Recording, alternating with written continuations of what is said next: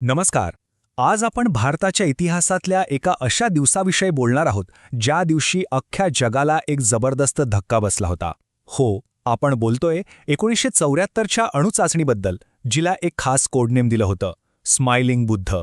तर मग प्रश्न हा आहे की ही जी पहिली अणुचाचणी होती ती खरंच शांततेसाठी होती की मग सत्तेचं प्रदर्शन करण्यासाठी? हा प्रश्न खरं तर अनेक दशकं लोकांना कोळ्यात टाकत आला आहे आणि आज आपण याच प्रश्नाच्या उत्तरापर्यंत पोहोचण्याचा प्रयत्न करणार आहोत. या संपूर्ण मिशनला स्माइलिंग बुद्धा असं एक गूढ कोडनेम दिलं गेलं होतं.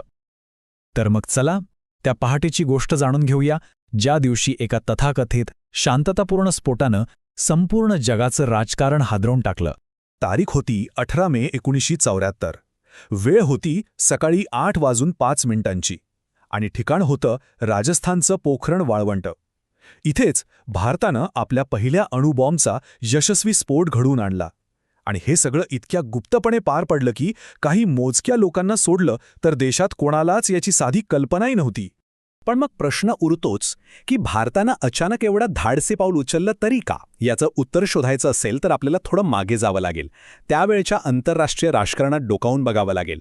या सगळ्याची सुरुवात झाली 1962 मध्ये. तेव्हा चीनसोबतच्या युद्धात भारताला एका मोठ्या पराभवाला सामोरं जावं लागलं होतं. मग 2च वर्षांनी म्हणजे 1964 मध्ये चीननं स्वतःची अणुचाचणी केली. आता भारताच्या सुरक्षेला थेट धोका निर्माण झाला होता. आणि जणू काही हे कमी होतं म्हणून 1971च्या भारत-पाक युद्धाच्या वेळी अमेरिकेनं आपलं USS एंटरप्राइज नावाचं विमानवाहू जहाज बंगालच्या उपसागरात पाठवलं. एक प्रकारे भारतावर दबाव टाकण्यासाठीच. या सगळ्या घटना एकामागोमाग एक घडत होत्या आणि भारताला हे कळून चुकलं होतं की आता स्वतःच्या सुरक्षेसाठी काहीतरी कठोर पावलं उचलण्याची वेळ आली आहे.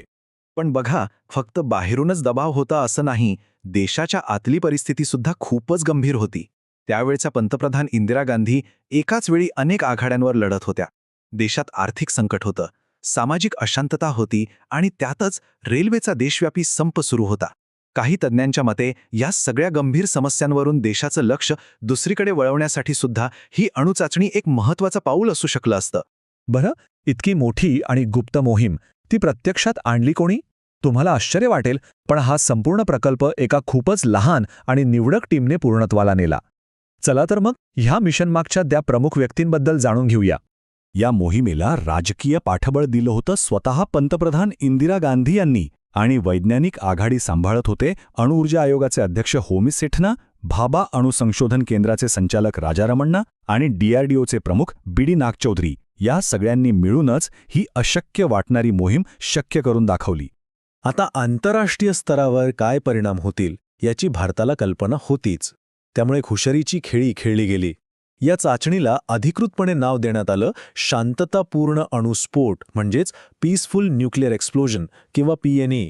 भारताने जगाला सांगितलं की आम्ही हे तंत्रज्ञान लष्करी कामासाठी नाही, तर कालवे खोदणं, खाणकाम करणं अशा विकासाच्या कामांसाठी वापरणार आहोत. चला आता थोड्या अणुबॉम्बच्या तांत्रिक बाजूबद्दल बोलूया. म्हणजे नेमकं हे उपकरण होतं तरी कसं? तर हे एक इम्प्लोजन टाईपचं उपकरण होतं आणि यात प्लुटोनियमचा वापर करण्यात आला होता. याचं वजन होतं साधारणपणे 1400 किलो, म्हणजे इतकं जड की ते क्षेपणास्त्राने वाहून नेणं जवळजवळ अशक्यच होतं. याच्या ताकदीबद्दलही एक वाद आहे. भारतानं सांगितलं की याची क्षमता 12 किलोटन होती, पण काही आंतरराष्ट्रीय तज्ज्ञांच्या मते ती फक्त 2 ते 6 किलोटन इतकीच होती. आणि इथेच खरा वाद सुरू झाला. या स्फोटासाठी जे प्लुटोनियम वापरलं गेलं ते कॅनडानं दिलेल्या सायरस अणुभट्टीत तयार झालं होतं आणि त्यासाठी जे हेवी वॉटर लागलं ते अमेरिकेनं पुरवलं होतं. गंमत म्हणजे या दोन्ही देशांनी ही मदत फक्त आणि फक्त शांततापूर्ण कामांसाठीच दिली होती. या स्फोटानंतर काय झालं असेल याची तुम्ही कल्पना करू शकता. जगभरात एकच खळबळ माजली. चला तर मग बघूया या घटनेवर जगभरातून नेमक्या काय प्रतिक्रिया आल्या. चित्र अगदी 2 टोकांचं होतं.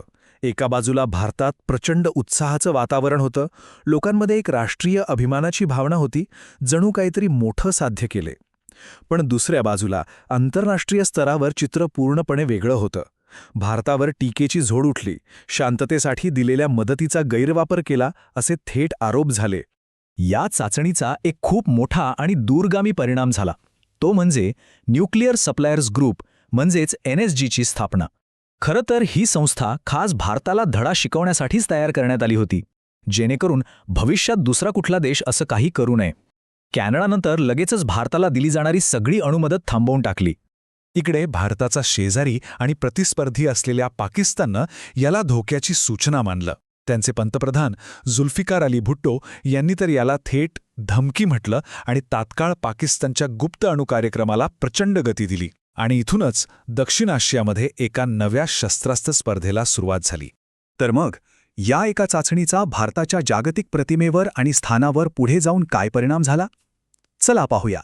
या चाचणीनंतर पुढची अनेक दशकं भारताला जणू वाळीत टाकण्यात आलं. न्यूक्लिअर पराया म्हणजे अणु अस्पृश्य देश म्हणून आपल्याकडे पाहिलं जाऊ लागलं. भारतावर अनेक आंतरराष्ट्रीय निर्बंध लागले आणि आपल्याला अत्याधुनिक तंत्रज्ञान मिळवणं खूपच अवघड होऊन बसलं. पण मग ते शांततापूर्ण वगैरे जे काही होतं त्याचं काय झालं? तर अनेक वर्षांनी म्हणजे 1997 मध्ये या चाचणीचे जे प्रमुख शास्त्रज्ञ होते डॉक्टर राजा रामण्णा, त्यांनी स्वतःच यावरचा पडदा उचलला. त्यांनी कबूल केलं की पोखरण चाचणी हा एक बॉम्ब होता आणि ती चाचणी अजिबातच शांततापूर्ण नव्हती. त्यांच्या या एका वाक्याने आपण सुरुवातीला जो प्रश्न विचारला होता त्याचं उत्तरच देऊन टाकलं. आणि शेवटी एक आकडा जो आपल्याला विचार करायला लावतो. ज्या शांततापूर्ण वापराचा एवढा मोठा दावा केला गेला होता, त्या अणुऊर्जेचा वाटा आज भारताच्या एकूण वीज निर्मितीमध्ये 3% कमी आहे. मग विचार करा, या चाचणीचा खरा वारसा काय होता? शांतता की सत्ता? ही आकडेवारी या प्रश्नावर विचार करायला नक्कीच भाग पाडते.